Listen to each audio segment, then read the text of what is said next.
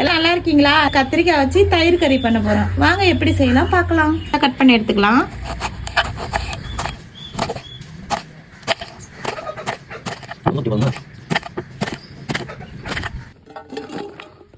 மஞ்சத்தூள், சிக்கன் மசாலா, உப்பு, பேன் வச்சுக்கலாம், எண்ணெய் ஊற்றிக்கலாம்.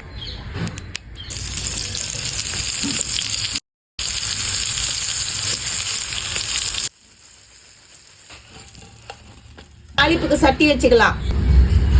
எண்ணெய் ஊற்றிக்கலாம். கடுகு, உளுத்தம்பருப்பு, சோம்பு, நறுக்கி வச்ச வெங்காயம், நறுக்கி வச்ச தக்காளி, கருவேப்பிலை, கொத்தமல்லி இலை, மஞ்சத்தூள், காரத்தூள் சேர்த்துக்கலாம். தயிர் சேர்த்துக்கலாம்.